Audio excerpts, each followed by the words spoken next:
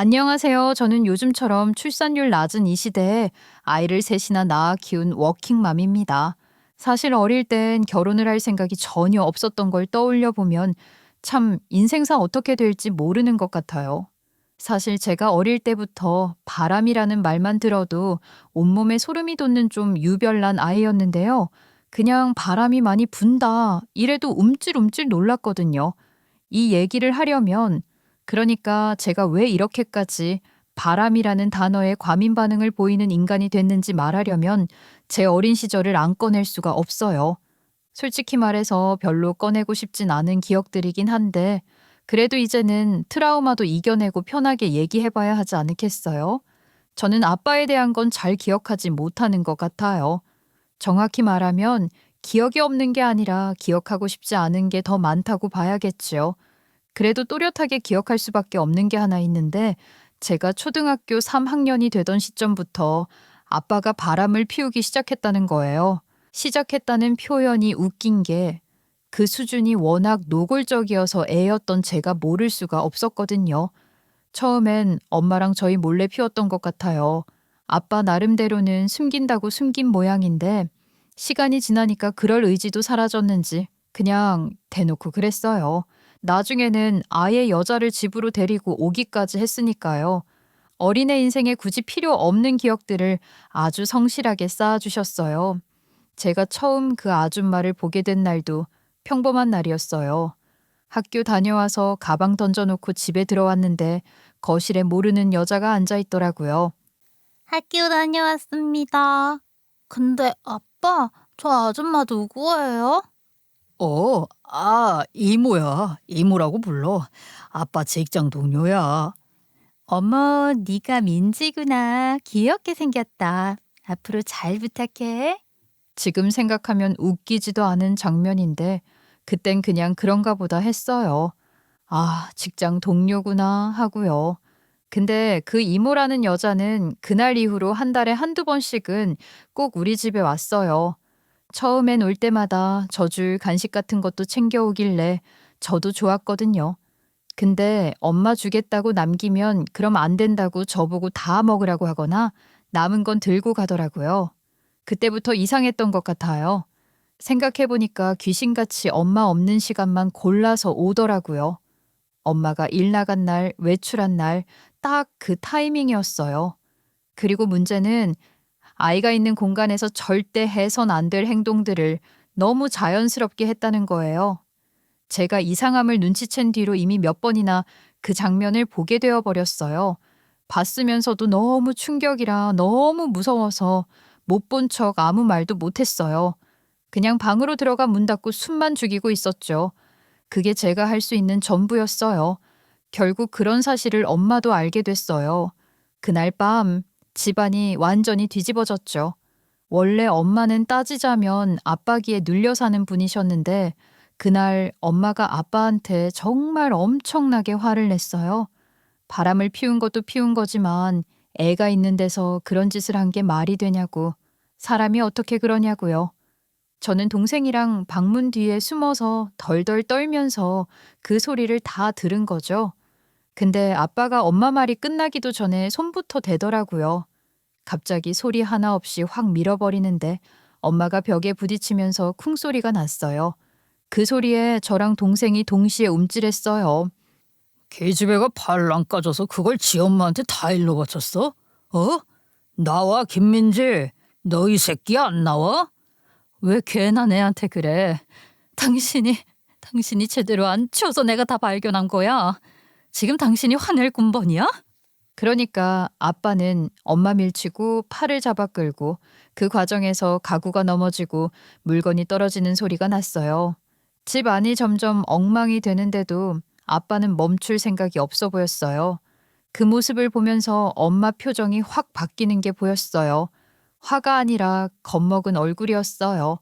아빠가 어디까지 갈 수 있는 인간인지 엄마는 이미 여러 번 겪어본 사람이었거든요.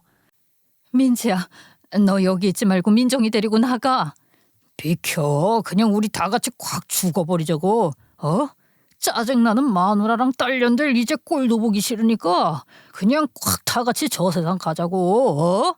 김민재 얼른 안 나가고 뭐해. 미자 이모네 알지? 거기로 가 있어 얼른. 그렇게 저는 동생 손 꽉 잡고 신발도 제대로 못 신고 집을 뛰쳐나갔어요. 계단 내려가면서도 계속 뒤를 돌아봤고 집안에서 소리가 더 커지진 않는지 귀를 곤두세우고 있었어요. 엄마 괜찮을까? 오늘은 진짜 큰일 나는 거 아니겠지? 그 걱정 때문에 미자 이모네 집 앞에 서서도 한참을 망설이다가 초인종을 눌렀던 날들이 한두 번이 아니었네요. 그런 일들은요, 한 번으로 끝나지 않았어요. 제가 크는 내내 계속 일어났습니다.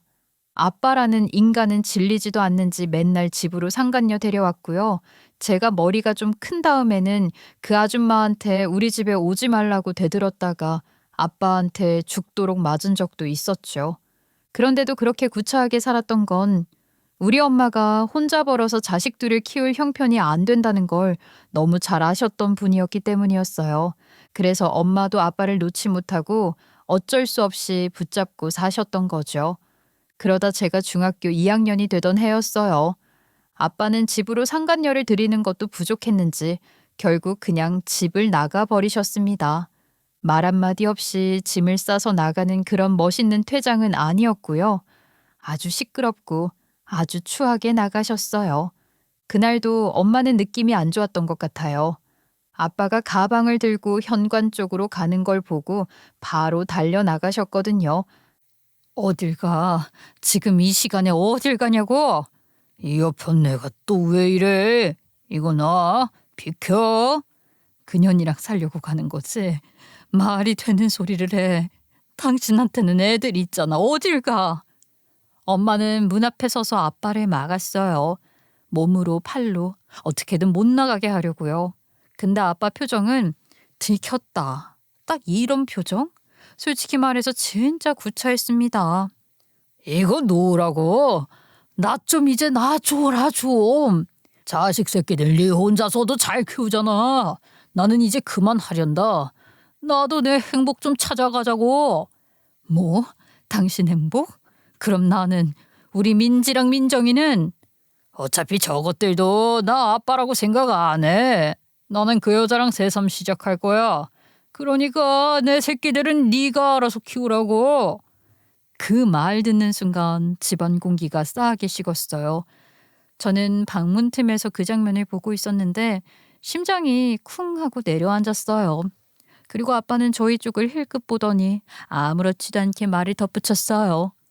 너네도 니네 엄마랑 잘 살아라. 아빠는 찾지도 말고. 그때 저도 엄마처럼 생각할 새도 없이 현관으로 뛰어나가서 아빠 바지를 붙잡았어요. 지금 생각하면 참 웃기죠. 이런 인간도 그래도 아버지라고 생각했던 제 자신도 웃겼고요. 저도 본능적으로 이 사람이 나가면 우리 집 큰일 날지도 모른다는 생각을 하고 바지를 붙잡고 울고 있었다는 게요. 아빠, 어떻게 우리를 두고 가세요? 가지 마세요. 저희는 어떻게 하고요? 제 목소리가 덜덜 떨렸어요. 애원이라는 게 뭔지 그때 처음 알았던 것 같아요. 근데 아빠는 진짜 눈 하나 깜빡 안 했어요.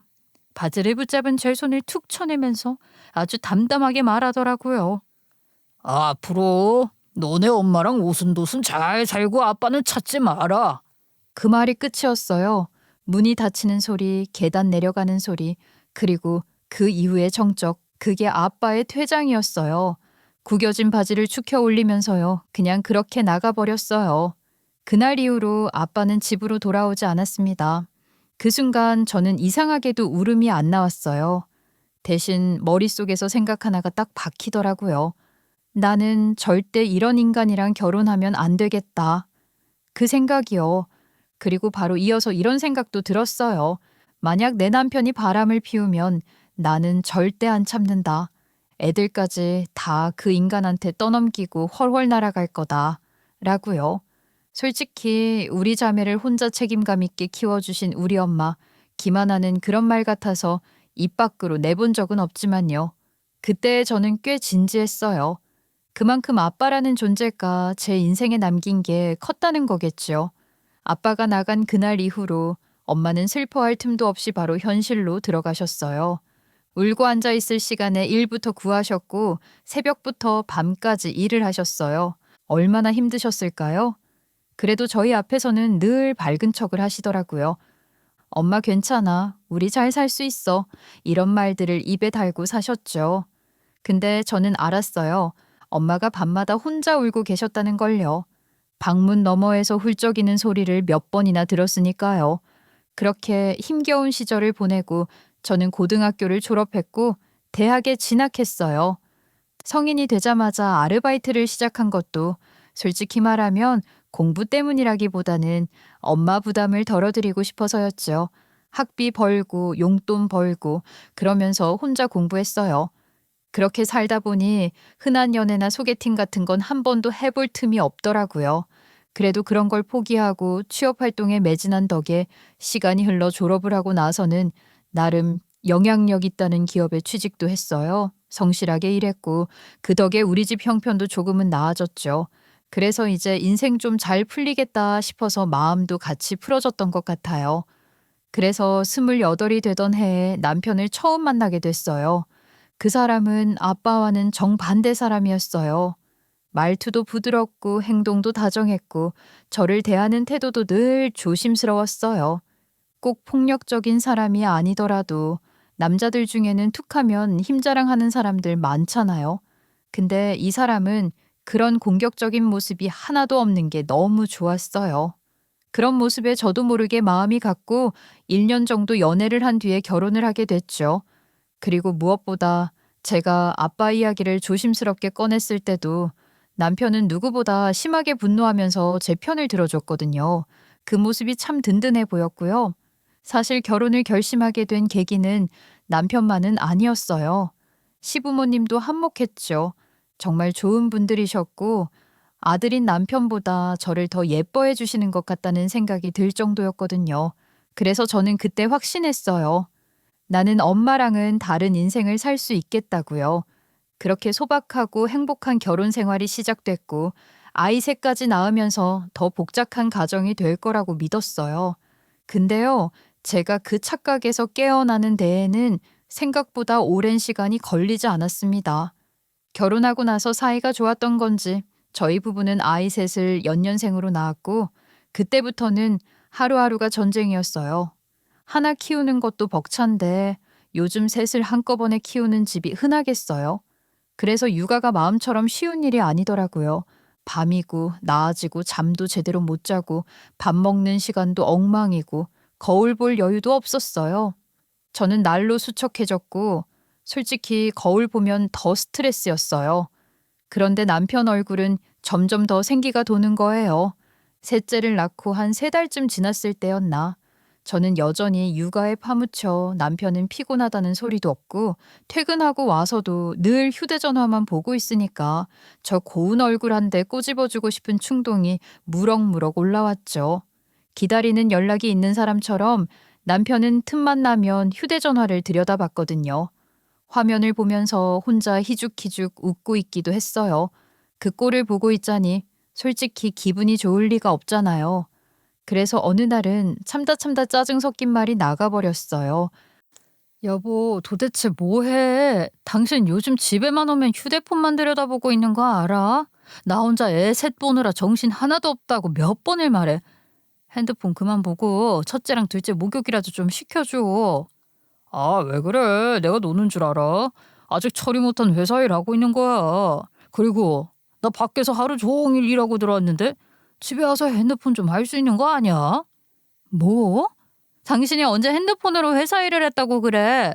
내가 당신 하는 일 모르는 것도 아니고. 왜 자꾸 그렇게 따져? 지금이 옛날 같은 줄 알아? 당신 스트레스 받는다고 나 바가지 긁기 시작한 거야.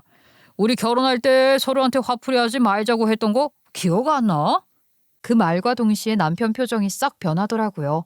근데 만약 회사 일하는 거면 그러면 안 되는 거죠. 제가 우연이라도 남편 근처로 가면 남편이 꼭 황급히 휴대전화를 닫았단 말이에요. 화면을 가리듯이 엎어놓거나 주머니에 쑤셔 넣거나요. 그 모습이 한두 번이면 그냥 넘겼을 텐데 계속 반복되니까 신경이 쓰일 수밖에 없었어요. 여자의 촉은 무섭다는 말, 그때 처음 실감했네요. 딱 봐도 뭔가 이상한 짓을 꾸미고 있구나 싶은 느낌이 들었거든요. 그래도 그때 저는 솔직히 캐물을 여유도 없었어요. 애셋 육아만 해도 하루가 어떻게 가는지 모를 정도였으니까요. 그래서 솔직히 저도 긁어 부스럼 만들기 싫었어요. 당장 힘든 일은 묻어두고 회피한 거죠. 시간 지나면 어련히 알아서 그만두겠거니 아니면 꼬리가 더 길어져서 스스로 밟히겠거니 하면서요. 그러던 어느 날 밤이었어요. 새벽에 아이가 울어서 제가 벌떡 일어났거든요. 셋째였는지 둘째였는지 기억도 잘 안 나요. 그냥 울음소리에 반사적으로 몸이 먼저 움직였어요. 남편은 뭐 들리지도 않았는지 세상 편안하게 쿨쿨 잘도 자더라고요. 전 한숨 푹 쉬고 아이를 안고 한참을 달래다가 겨우 진정시켜서 다시 눕혔는데 이미 잠 다 깼죠 뭐. 그런데 그 순간 어디서 진동 소리가 울리는 거예요. 껌뻑거리는 걸 보니까 남편 휴대전화에서 나는 소리였어요. 잠깐 깜짝 놀라고 말았는데 한 번으로 안 끝나더라고요. 드르르 하고 짧게 울리다가 잠깐 조용해지면 또 울리고 그래서 애가 다시 깰까봐 순간적으로 조급해져서 남편 휴대전화를 집어들고 진동부터 끄려고 했어요. 근데 그때 화면이 켜지면서 제 눈에 딱 들어온 게 있었죠. 유부남이면 절대 정말 절대 깔려 있어서는 안 될 데이트 어플이 화면에 떠 있더라고요. 그 어플에서 메시지가 오느라 진동이 울리고 있었던 거였어요. 순간 핸드폰을 든 채로 손이 굳었어요. 이게 지금 내가 보는 게 맞나 싶어서요. 근데 확인 사살을 하듯이 화면 위에는 알림이 계속 떴어요. 새로운 매칭이 있습니다. 누구누구님이 좋아요를 보냈습니다. 같은 문구들이요. 얼마나 열심히 했으면 알림이 저렇게 쉴 새 없이 울리나 싶더라고요. 결혼한 사람이 그것도 집에 갓난아기 셋 두고 있는 사람이 이런 어플을 깔고 재미를 보고 있었다는 사실이 현실감이 없을 정도로 황당했어요. 알람이라도 꺼두지 이게 뭐 하는 짓인가 싶어서 어이가 없기도 하고요. 저 혼자 애셋 육아하느라 뺑이 치고 있을 때 그 사람은 이런 재미나 보고 있었다는 생각이 들자 화가 안 날 수가 없더라고요. 그 순간에는요, 진짜로 감정 주체가 안 됐어요. 진정을 하려고 해도 남편이 세상 편하게 자고 있는 그 꼴을 보니까 더는 가만히 있을 수가 없었죠. 저는 그대로 남편을 거의 때리듯이 흔들어 깨워버렸어요. 야, 이정우 일어나. 지금 잠이 와? 일어나. 지금 당장 일어나서 이거 해명해. 아, 뭐야. 나 내일 출근해야 된다고. 왜 잘 자던 사람을 깨워서 이래? 짜증 섞인 목소리로 투덜대면서 눈을 뜬 남편은 제 손에 들린 휴대전화랑 그 안에 켜진 화면을 보는 순간 얼굴이 확 바뀌더라고요. 진짜로 소스라치게 놀란 얼굴이었어요. 그 표정을 보니까 이미 답은 나온 거나 다름없었죠. 남편은 반사적으로 제 손에 있는 휴대전화를 뺏으려고 손을 뻗었어요. 너무 노골적이라 웃길 정도였어요. 저는 안 뺏기게 폰을 더 꽉 잡아버렸고요. 왜? 내가 보면 안 되는 건 맞나 봐? 말해봐. 이게 뭐냐고. 너 데이트 어플 쓰니? 무슨 소리야. 그게 뭔데? 난 몰라. 내가 깔아본 적 없어. 맞다. 그때 민철이가 내 폰으로 대신 뭐 좀 한다고 하더니 이거 깔았나 보네. 아, 민철이 자식. 내가 다음에 따끔하게 말할게. 내가 한 거 아니야. 진짜야. 말이 술술 나오네. 엄청 당황했나 보다. 웃기지 마. 요즘 휴대폰을 손에서 떼질 않더니 이게 이유였구나. 너 매칭됐대. 아주 좋겠다. 누가 매칭됐을까? 내 앞에서 확인해봐. 지금 당장. 아이, 그런 거 아니라니까. 오히려 남편은 저한테 화를 내면서 소리를 질렀어요. 마치 억울한 사람인 것처럼요. 저는 더 이상 말로는 안 되겠다 싶어서 억지로 남편 손을 잡고 휴대전화를 열게 했어요. 어플을 들어가자마자 프로필부터 채팅 내역까지 한눈에 다 보이더라고요. 그 순간 진짜 어이가 없었어요. 사진도 올려놨고 나이도 속여놨고 취미는 운동이라며 소개까지 아주 그럴싸하게 해놨더라고요. 그냥 호기심에 깔아본 수준이 아니라 제대로 작정을 했다는 게 한눈에 보였어요. 근데 그보다 더 충격이었던 건 채팅 내역이었어요. 여자 여러 명이랑 동시에 대화를 나누고 있었고 그중 한 명이랑은 날짜까지 정해서 만나기로 약속까지 잡아놨더라고요. 이게 뭐야? 너 이 여자랑 다음 주 금요일에 만나? 진짜 어이가 없어서 말이 안 나온다. 지금 이 여자한테 전화 걸어.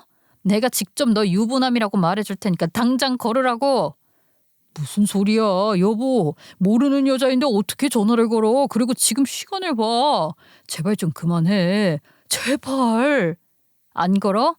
그럼 오늘 너랑 나랑 사달라는 줄 알아. 어디 한번 해보자.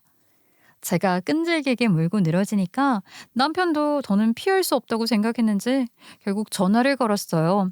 진짜 대책 없는 인간인 게 전화를 걸으면 다 걸릴 상황인데도 괜히 당당한 척을 하더라고요.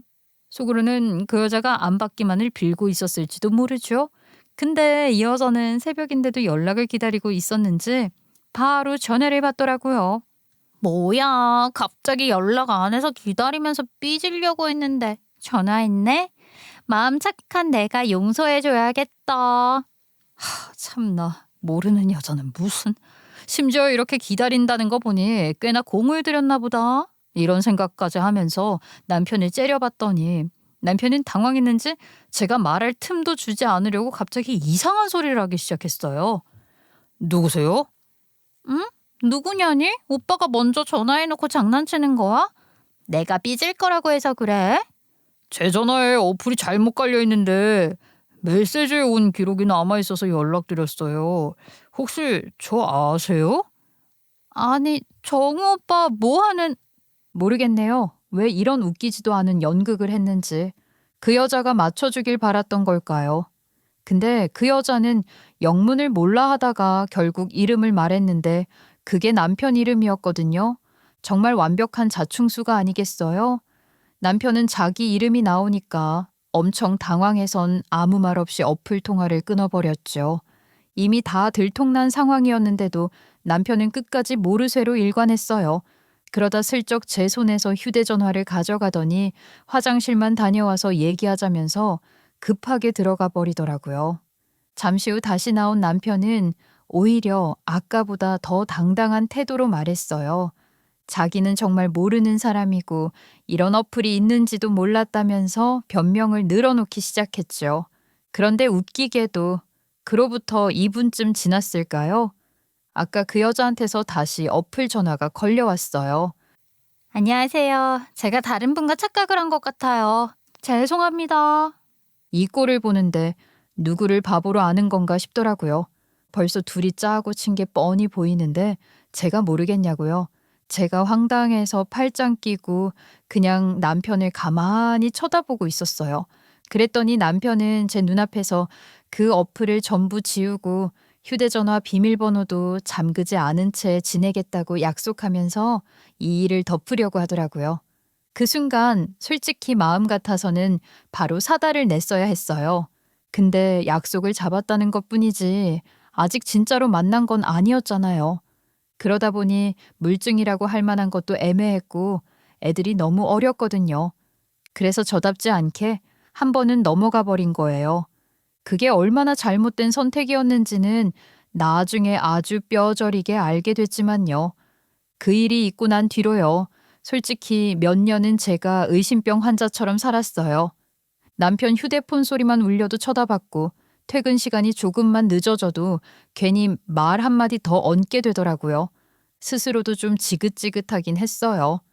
근데 또 한편으로는 이미 한 번 크게 데인 사람인데 그게 이상한 것도 아니잖아요. 그렇게 몇 년을 남편을 잡돌이하듯 살다 보니까 시간이 약이라는 말이 맞긴 맞더라고요. 날이 갈수록 저도 조금씩 무뎌졌어요. 그렇게 오랜 시간이 흐르고 나서 저는 다시 직장 생활을 시작했고 남편도 회사 다니는 생활을 이어가고 있었어요. 신기하게도 그 이후로는 남편이 제가 의심하거나 화낼 만한 짓을 안 하긴 했어요. 적어도 겉으로 보기엔요. 그래서 저도 그래, 그때 일 이후로는 정신 차렸나 보다 하고 넘기게 됐죠. 그렇게 평화로운 하루하루를 보내고 있던 어느 날이었죠. 남편이 그 후로 많이 달라졌다고 했잖아요. 그날도 남편이 아침부터 자기 스케줄을 줄줄이 말하더니 오늘 동창회가 있다고 하더라고요. 어디서 누가 오고 몇 시쯤 끝날지까지 아주 상세하게요. 저도 별다른 의심 없이 그래 잘 다녀와 하고 말았죠. 동창회 다녀온 뒤에도 별 문제는 없어 보였어요. 어땠냐 했더니 오랜만에 얼굴 본 친구들도 있어서 재밌었다네요. 그래서 평소처럼 지내고 아이들하고도 잘 놀아주고 집 분위기도 평온했거든요. 그러다 며칠 뒤 남편이 저녁 먹다가 이러더라고요. 여보, 나 얼마 전에 동창회 다녀왔잖아. 거기서 오랜만에 만났던 애가 있는데 걔가 지금 우리 집 근처라네. 그래? 원래도 이 근방 사신데? 걔가 본가가 이쪽인가 봐. 여기 내가 다니던 학교랑 가깝잖아. 괜찮으면 우리 집 왔다 가도 되냐는데 괜찮아? 헐, 지금? 그래, 오랜만에 만난 동창이라는데 정없이 그러면 안 되지. 아싸, 고마워 여보. 지금 부를게. 저는 별 생각 없이 그러라고 했어요. 당연히 남자일 거라고 생각했거든요. 그리곤 급히 여기저기 어지러진 물건들을 치웠는데 막상 현관문 열고 들어온 사람을 보고 순간 멈칫하게 되더라고요. 아까 말한 그 동창이 여자였거든요. 솔직히 조금 당황하긴 했죠. 그래도 동창회까지 다녀와서 집에 데리고 올 정도면 제가 의심할 만한 사이는 아닐 거라고 생각했어요. 그리고 실제로 그 동창이랑 얘기하다 보니까 진짜 괜찮은 사람이더라고요. 말투도 살갑고 사람 좋아 보였어요. 안녕하세요. 갑자기 찾아와서 놀라셨죠? 저 정우랑 중학교 때부터 친구였어요. 아니에요. 어서 오세요. 저희가 막 식사를 끝낸 참인데 혹시 식사 안 하셨으면 하실래요? 괜찮아요. 저 집에서 먹고 나온 길이거든요. 와, 근데 너무 맛있는 냄새 난다. 요리 잘하시나 봐요. 말투도 조심스럽고 태도도 과하지 않아서 저도 인간적으로 호감이 가더라고요.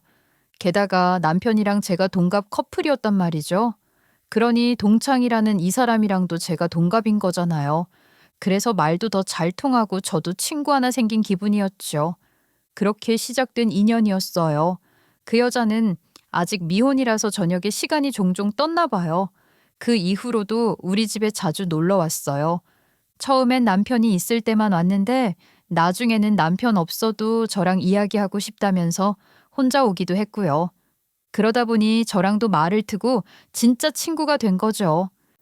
근데 내 주변 애들도 거의 다 결혼했지만 애 셋 키우는 집은 처음 와봐. 솔직히 처음엔 진짜 정신없겠다 싶었는데 생각보다 집이 정리 잘 돼 있어서 엄청 놀랐잖아. 정리는 무슨, 그날 송이 너 온다고 하니까 30분 동안 헐레벌떡 치운 거야. 치웠다가 다시 어질러지고의 반복이지 뭐. 에이, 그래도 이 정도면 진짜 깔끔한 거야. 우리 언니는 고작 애 하나 키우는데 돼지우리가 따로 없다니깐. 그러면서 아이들하고도 잘 놀아주고 가끔은 용돈도 쥐어주니까 애들도 송이를 좋아했어요. 그러니 제가 의심할 이유가 없었죠. 오히려 괜히 내가 예민했구나 싶을 정도였죠. 그러던 어느 날이었어요. 남편 차를 타고 마트에 가던 중이었는데 발밑에 뭔가 떨어져 있더라고요. 무심코 주웠는데 영수증이었어요. 근데 딱 보는 순간 심장이 쿵 내려앉았어요. 호텔 결제 영수증이었거든요. 이 자식이 정신 차린 줄 알았더니 이제는 지 처자식 두고 호텔을 가? 그걸 보는 순간 이성은 이미 반쯤 날아갔어요. 근데 또 한편으로는 이걸 들고 남편을 바로 추궁해봤자 뻔하다는 생각이 들더라고요. 확증이 아니니까 예전처럼 또 발뺌하고 또 넘어가게 될까 봐요. 그래서 떨리는 손을 꾹 쥐고 일단 차에서 내려서 영수증을 손에 쥔 채로 한참을 서 있었죠. 이걸 어디서부터 어떻게 알아봐야 하지 머릿속이 복잡했어요. 그때 제 머릿속에 딱 떠오른 사람이 있었어요. 남편 친구이긴 하지만 오랜만에 만났던 동창일 뿐이고 이제는 저랑 더 친한 송이 말이에요. 송이가 친구라는 포지션에서 이것저것 잘 알아봐 줄 수 있을 거라고 생각했거든요. 그날도 마침 송이가 우리 집에 놀러 왔는데 제가 사정을 설명하다가 결국 울음이 터져버렸어요. 들어주는 사람이 있으니까 갑자기 억울함이 복받쳐 오르더라고요. 송이야, 이정우 그 자식. 사실 이게 처음이 아니야. 내가 저번에도 묻고 넘어가 줬는데 내가 차에서 이런 걸 발견했어. 이게 뭐야? 호텔 영수증? 설마 바람 피우는 거야? 그런 거 같아.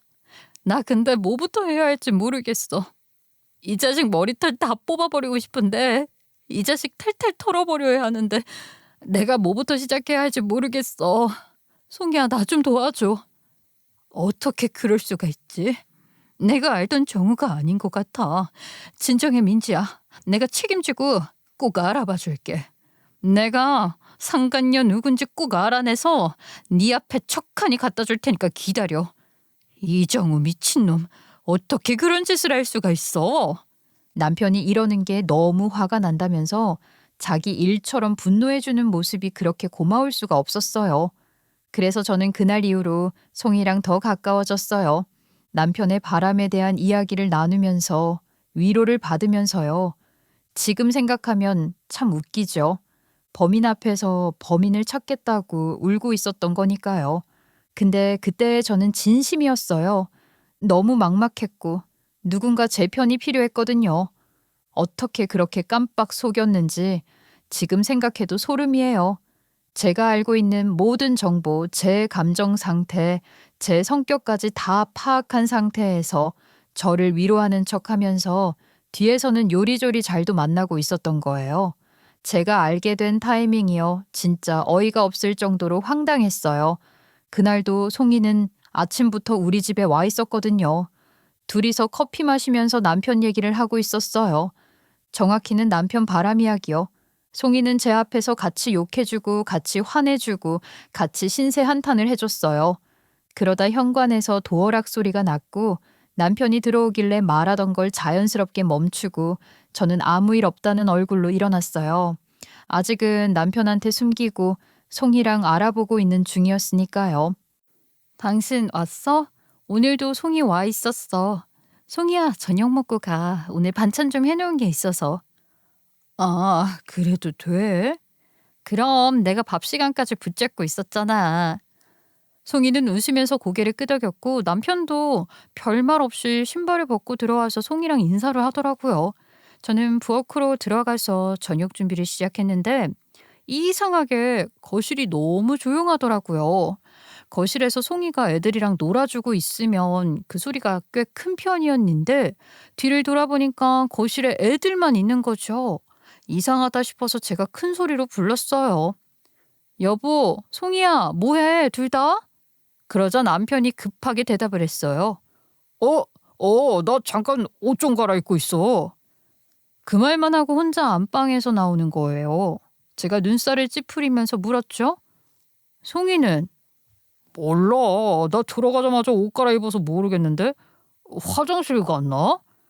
그 말이 이상하긴 했지만 그때는 그냥 넘겼어요. 그러고 한 10분쯤 지났나? 갑자기 송이가 아무 일 없다는 얼굴로 슬그머니 나타나더라고요. 나 찾았어? 나 화장실 좀 다녀오느라. 응, 아니야. 안 보이길래 한번 물어봤어. 이제 다 끓었으니까 숟갈 놓자. 그날 저녁은 별탈 없이 지나갔어요. 셋이서 밥 먹고 애들 얘기하고 평소랑 똑같았죠. 남편도 송이도 평소처럼 굴었어요. 근데 이상하게 제 속은 계속 찜찜했어요. 콕 집어서 말할 순 없는데 불편한 느낌이 들더라고요. 송이가 돌아가고 애들 재우고 집이 조용해진 뒤에도 그 기분이 안 가셔서 결국 안 보려고 했던 걸 봐버렸어요. 아이들 때문에 집안 곳곳에 설치해둔 홈캠이 있었거든요. 저는 진짜 아무 생각 없이 그냥 확인만 해보자 싶어서 안방 쪽 영상을 눌렀어요. 그 순간 진짜 머리를 망치로 꽉 맞은 것 같은 기분이었습니다. 화면 속에는 남편만 있는 게 아니었어요. 송이가 같이 있더라고요. 심지어 꽉 끌어안고 있는 모습이요. 서로 얼굴을 맞대고 손을 잡고 아주 자연스럽게요. 처음인 사람들처럼 보이지도 않았어요. 그때 알았어요. 그동안 바보처럼 속는 제 모습을 보면서 얼마나 재미있었을지, 얼마나 뒤에서 웃었을지. 그것도 대담하게 거실엔 애들이 있고 그 옆에선 제가 밥을 하고 있는데도 말이에요. 이걸 알게 됐는데 제가 어떻게 가만히 있어요? 그리고 남편도 남편이지만 송이한테 너무 큰 배신감이 들어서 미칠 것 같더라고요. 상간녀 주제에 어떻게 본처 친구가 되어 사람을 기만할 수 있는지 제 상식으로는 정말 이해할 수 없는 악랄한 행동이었거든요. 그래서 다음 날 저는 아무 일 없다는 듯이 송이한테 전화를 했어요. 송이야, 오늘도 시간 돼? 할 말이 있는데 집에 좀 놀러 와. 어제도 갔었는데 오늘 또? 그냥 네가 보고 싶어서. 송이는 망설임도 없이 그러겠다고 했어요. 아무것도 모르는 얼굴로요. 아니, 모르는 척하는 얼굴이었겠죠. 그날 오후 현관문이 열리자마자 저는 달려갔어요.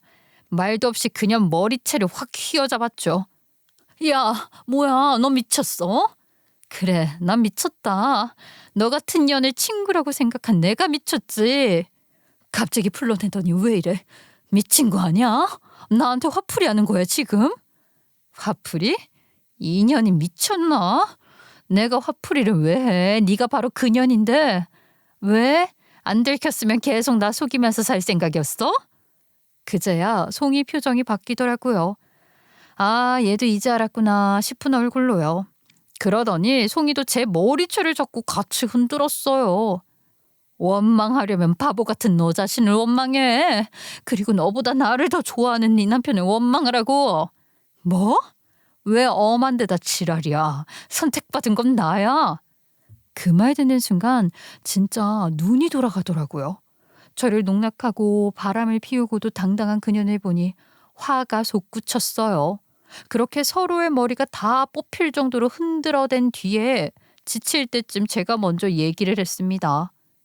모르는 게 죄야? 알면서도 모르는 척 속인 건 더 나쁜 거 아니야? 너 이렇게 들통나니까 속이 시원하냐? 그래, 기왕 이렇게 된 거 너도 못 견딜 거잖아. 그냥 이혼해. 어차피 그 남자 너한테 마음 없어. 그런 사람이랑 사는 건 너가 생각해도 비참하지 않아? 그 말을 듣는 순간 이상하게 오기가 생겼어요. 저도 이혼해야겠다는 생각이 굴뚝 같았는데 전현 입에서 그 말이 나오니까 절대 그렇게 해주기 싫어지더라고요. 왜 저 둘 좋을 짓을 해줘야 하지? 내가 왜? 상간녀는 너잖아. 이제라도 본처 자리에 앉아보고 싶어? 누구 좋으라고 내가 이혼을 해줘. 꿈도 크다. 너 결혼도 안 한 노처녀지? 앞으로도 그렇게 상간녀 노릇이나 하면서 살아. 내가 이혼해주나 한번 보자고. 그날 이후로요, 정말 지독하게 싸웠어요. 저랑 송이, 그리고 남편까지 포함해서요. 그 두 연놈은 저한테 이혼해달라 난리를 치는데 유책 배우자가 뭘 어떻게 이혼을 요구할 건데요.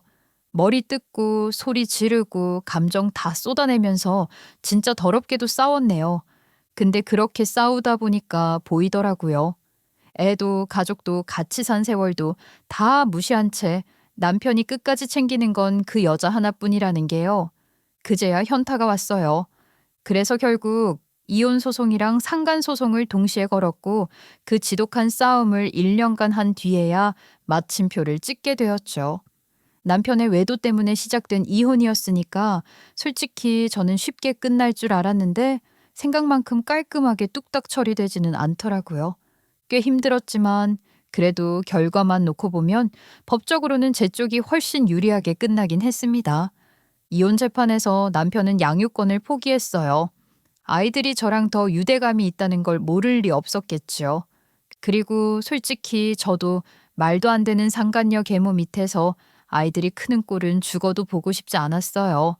그래서 어떻게든 양육권은 제가 가져와야겠다고 버텼고 그건 지켜냈습니다. 문제는 그 다음이었어요. 막상 아이 셋을 혼자 키우면서 생활비를 벌어야 하니까 너무 힘들더라고요. 양육비도 받긴 했고 저도 회사 다니면서 월급을 받긴 했죠. 근데 그게요. 아이 셋 키우기엔 정말 턱없이 부족했어요. 친정 엄마가 도와주셔도 그건 마찬가지였고요. 월급날은 늘 반가운데 카드 명세서 보는 날은 늘 숨이 막혔습니다. 시간이 흐를수록 상황은 점점 더 팍팍해졌어요. 새아이 교육비가 하나둘 밀리기 시작했고 급식비 결제가 늦어졌다는 알림 문자를 받을 때마다 심장이 철렁 내려앉았어요. 남편이랑 이혼하고 나면 누구보다 당당하고 오히려 더 행복하게 살 수 있을 줄 알았거든요. 근데 막상 뚜껑 열어보니 현실은 전혀 그렇지 않더라고요. 그럴수록 서러움이 커졌고 왜 내 인생이 이렇게 됐지 싶은 생각이 자꾸만 들었어요. 그러다 보니 그 상간녀에 대한 원망도 자연스럽게 커질 수밖에 없었고요. 게다가 남편은 이혼 후 단 한 번도 아이들을 보러 오지 않았어요. 면접, 교섭 날짜를 잡자고 연락한 적도 없었고 애들 안부를 묻는 전화 한 통이 없더라고요. 아마 그년이 애들 보러 가지 말라고 했겠지요. 어떻게 아냐고요. 제가 1년이라는 시간 동안 신랑 일을 해가면서 이혼 소송이랑 상간 소송을 동시에 끌고 갔었단 말이에요. 그래서 그년한테도 위자료를 청구했는데 그 돈이 그렇게 주기 싫었는지 악을 쓰고 발악을 하더라고요. 근데 법적으로 청구된 걸 안 줄 수는 없잖아요. 질척질척 싸우다가 결국 돈 받고 끝냈어요. 그렇게 마무리가 되고 나니까 그 년이랑 재혼한 뒤에는 정말 애초에 우리 애들한테 아빠가 있었나 싶을 정도로 연락을 싹 끊고 남처럼 살더라고요. 그 꼴을 보면서도 솔직히 더 이상 놀랍지도 않았어요. 이미 기대를 버린 지 오래였거든요. 그런데 그 힘든 시기를 버티고 1년쯤 지나고 나니까 이제 숨 좀 쉬나 싶은 날들이 오긴 오더라고요. 갑자기 살림살이가 나아진 건 아니고요. 제가 새벽에는 청소 일 나가고 낮에는 회사 다니고 주말에는 파트타임 아르바이트까지 하면서 생활비 버는데 좀 익숙해진 정도였달까요. 친구를 만날 여유는 꿈도 못 꿨어요. 언제 마지막으로 커피 한 잔을 여유 있게 마셔봤는지도 기억이 안 될 정도였으니까요. 그러던 중에 정말 오랜만에 친구한테 연락이 왔어요. 민지야, 너 살아는 있지? 요즘 연락이 통 안 돼서 걱정했잖아. 어떻게 아침에 눈을 뜨긴 하네. 너는 잘 지내지? 매번 내가 먼저 연락을 못해서 미안하네. 야, 너는 무슨 그런 무서운 소리를 하니? 너 바쁜 거 내가 제일 잘하는데 그런 소리 말어. 너 점심시간에 내가 회사 앞으로 갈 테니까 우리 같이 밥이나 먹자. 그 말 한마디가 왜 그렇게 고맙던지요.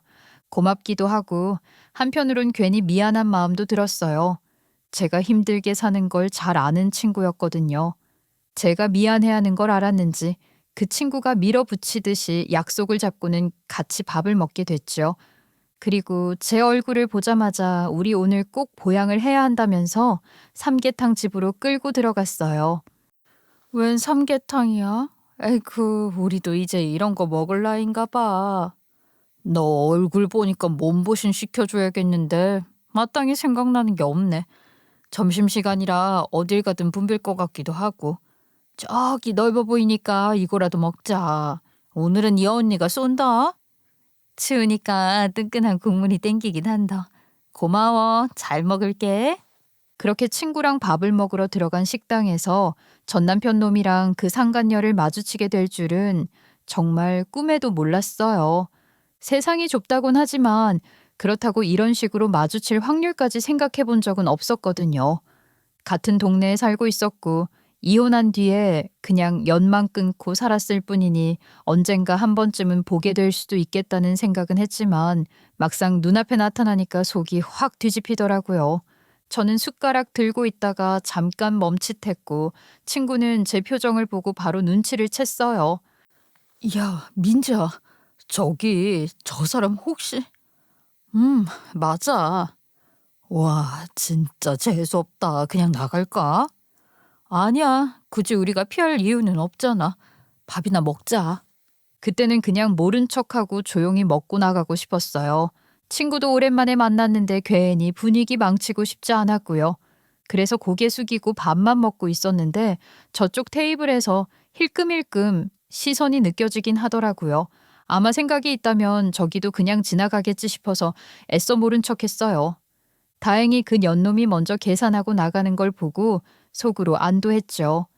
근데요, 잠깐 뒤에 상간녀 그년만 다시 식당 안으로 들어오는 거예요. 전 남편 놈은 밖에 먼저 보내고요. 딱 보니까 저한테 말 걸려고 일부러 다시 들어온 거더라고요. 아니나 다를까 제 테이블 근처로 와서 입을 열었어요. 어머, 이게 누구야? 민지 맞지? 와, 얼굴이 왜 이렇게 쭈글쭈글해졌어? 역시 이혼하면 많이 힘든가 보다. 저는 그냥 고개 들어서 한번 쓱 보고 넘기려고 했거든요. 근데 그년이 거기서 멈추질 않더라고요. 사람 팔자는 정말 모르나 봐. 예전엔 그렇게 당당해 보이더니 지금 보니까 완전 아줌마네. 그러게 마음을 좀 굳게 쓰지. 어차피 이혼할 걸 왜 그렇게 구질구질하게 굴어서 여럿 피곤하게 만들었어? 그 순간 친구가 제 쪽을 보면서 몸을 앞으로 기울이더라고요. 절 보호하려고 한 건지 저 대신 화를 내주려고 한 건지 모르겠지만 일단 말렸습니다. 저는 이상하게도 막 화가 나지는 않았거든요. 오히려 인연은 아직도 아무것도 모르고 있구나 싶어서 웃음이 나올 뻔했죠. 그래서 저는 천천히 웃으면서 딱 한마디만 꺼냈어요. 너는 얼굴이 참 편해 보인다. 울고불고 난리 칠 줄 알았는데 생각보다 듬직하다 얘. 근데 그렇게 자신만만해도 막상 애들 키워보면 힘들 거야. 애 키워본 적도 없는데 우리 애들 셋 유치원이랑 어린이집은 잘 등원시킬 수 있겠니? 상간녀 표정이 순간 굳더라고요. 뭐? 지금 무슨 소리를 하는 거야? 내가 네 애를 왜 키워? 어머 세상에. 이정우 그 자식이 양육권 다시 가져간 거 아직도 몰랐어? 하긴 그 자식 순둥한 척하면서 남 속이는 건 참 잘하잖아. 얘는 진짜 아무것도 모르고 있었던 거예요. 이혼할 때부터 딴 년이 낳은 애들 키우는 건 죽어도 싫다던 인간이었거든요. 심지어는 애들 양육비 주는 것도 싫다고 막던 아주 못된 년이에요. 제가 그런 애인 걸 알게 됐는데 저도 애들 해코지 당하고 구박당할까 봐 무서워서 보내기 싫더라고요. 그래서 어려운 형편이지만 끝까지 책임지겠다고 애들을 데려오게 된 거죠. 근데 전 남편요. 결국 개버릇 남 못 줬지만 또 애들한테는 껌뻑 죽는 인간이었거든요. 상간녀 앞에서는 상간녀밖에 없는 척 했겠지만 애들에 대한 애정보다 클 수는 없다는 걸 저는 알고 있었어요. 처음 이혼 얘기 나왔을 때도 그 인간이 제일 걸려했던 게 애들이었으니까요.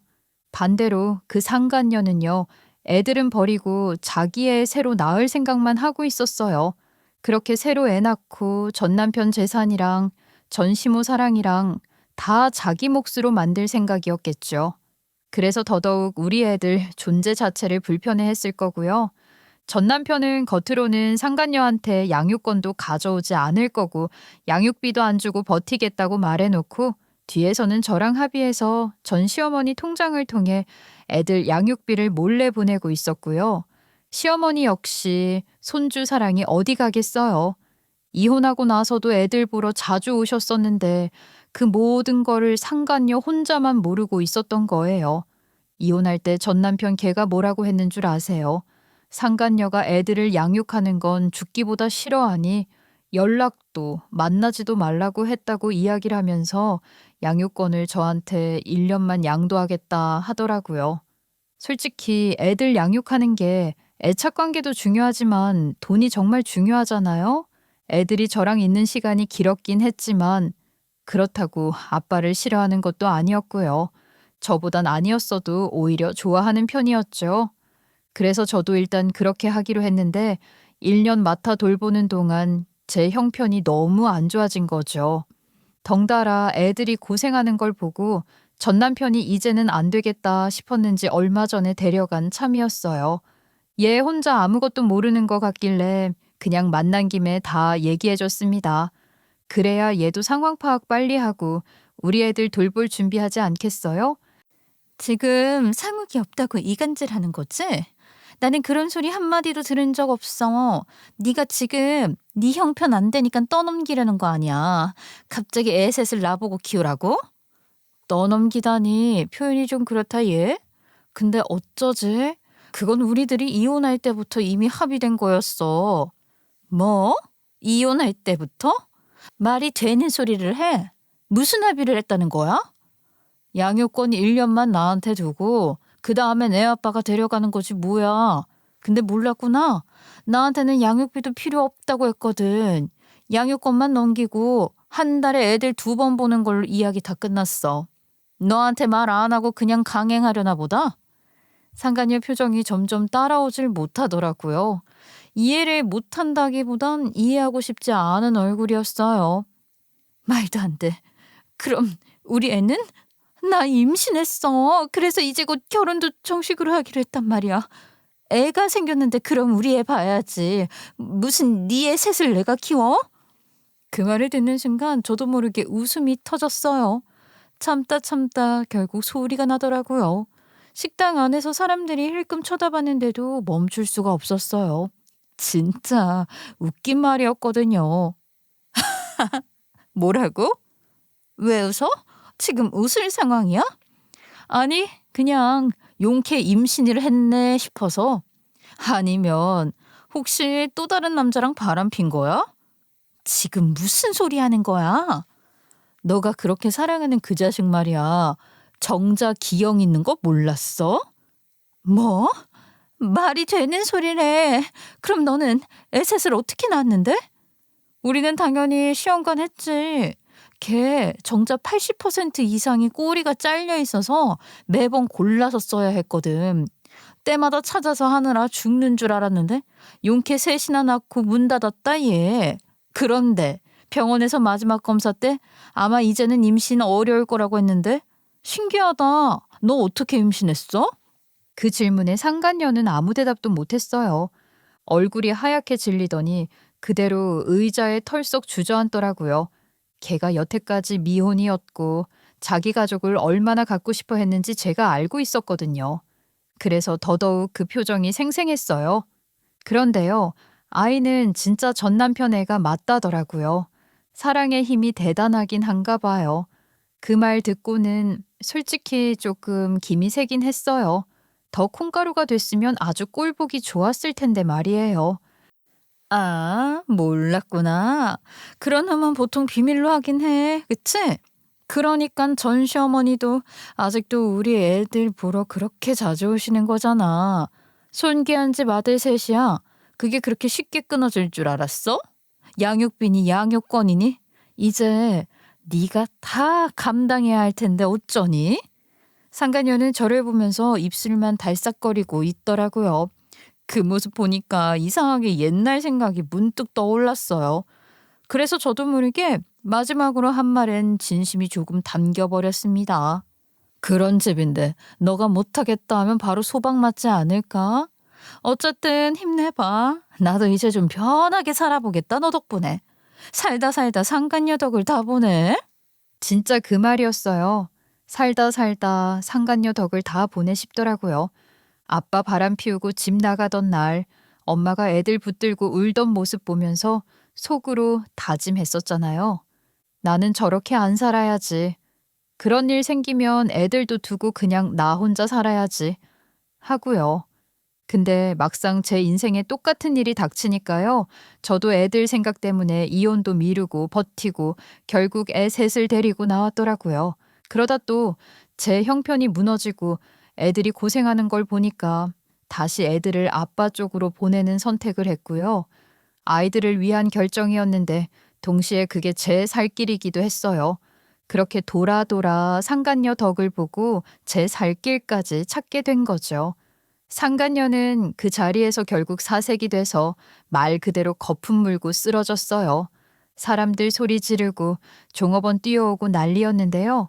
저는 그냥 계산하고 친구랑 같이 식당을 나왔어요. 기분이 상쾌해져서 그냥 밥도 제가 샀습니다. 친구는 저 때문에 밥도 제대로 못 먹었는데도 오히려 자기 일처럼 좋아해 주더라고요. 그리고 저는 예정대로 애들을 전 남편한테 보냈어요. 감정적으로야 말이 안 되죠. 한 달에 2번만 애들 얼굴 보는 엄마가 어디 있어요. 솔직히 말하면 애들 짐 싸주면서도 손이 계속 떨렸고 막판까지도 이게 맞나 싶은 생각이 들긴 했어요. 그래도 그때 제 상황을 생각하면 지금처럼 일하느라 애들 얼굴도 제대로 못 보는 엄마 밑에 있는 것보단 친할머니랑 여유 있는 아빠 밑에서 지내는 게 애들한테는 더 나을 거라고 생각했어요. 전 남편은 결국 아이들 데리러 왔어요. 상간녀랑 한 판이 아니라 10판쯤은 했겠죠. 그래도 애들에 대한 마음이 더 컸던 인간이라 애들 문제만큼은 포기 안 하더라고요. 일단은 자기 엄마랑 같이 케어하겠다고 하면서요. 애들이 워낙 저를 많이 따르다 보니까 애들 위해서라도 저랑 완전히 끊어내는 건 무리라는 걸 그쪽도 알았던 것 같아요. 전 시어머니도 마찬가지였고요. 그때부터는 저한테 굉장히 저자세로 나오더라고요. 애들 문제로 연락할 때도 거의 반쯤 부탁하는 느낌이고요.